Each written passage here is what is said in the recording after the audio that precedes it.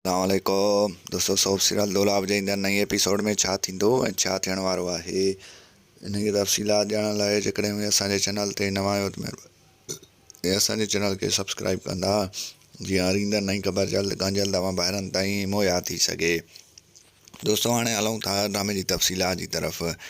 तव्हांखे ॿुधाईंदा हलूं त ईंदड़ नई एपिसोड में हेॾऊं रहज़न वारा जेको आहे तमामु घणे गुस्से में हूंदा। रहज़न चवंदो त मां जेको आहे सो शहरों थी अचां, पोइ हिन भाॻे जेको आहे सो मीर जाफ़र ख़ान खे ॾिसंदासीं जेको असां सां जेको आहे सो दुश्मनी करे वियो आहे। ऐं तव्हांखे ॿुधाईंदा हलूं त होॾऊं जेको आहे सो हिन मुराद वारनि खे बि झुकाए छॾियो आहे। तव्हांखे ॿुधाईंदा हलूं त मुराद परेशान हूंदो ऐं चवंदो त आख़िर असांखे हाणे छा करणु घुरिजे जो हिन कमीने सां जेको आहे सो असां मुंहुं ॾेई सघूं। आख़िरकार मुराद पोइ सोचींदो त जेको आहे सो या त असांखे छोकिरी खे तलाक ॾियणो पवंदो या ॿियो तरीक़ो अपनाइणो पवंदो जंहिंसां जेको आहे सो मीर शाहनवाज़ ख़ान पंहिंजे फ़ैसिले तां पाण हथु खणी वञे।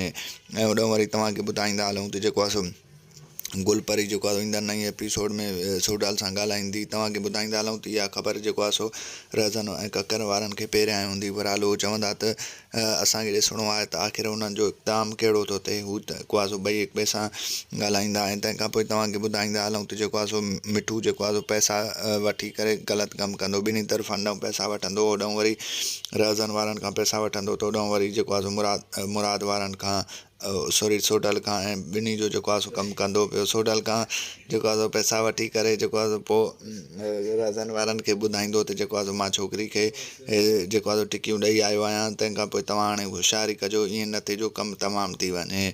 दोस्तों तव्हांखे मुंहिंजो रिपोर्ट कीअं लॻो कमेंट सेक्शन में पंहिंजो क़ीमती राय ज़रूरु ॾींदा। वठंदासीं इजाज़त, मिलंदासीं नई वीडियो में, रखंदा पंहिंजो ख़्यालु, ईंदा अल्लाह हाफ़िज़।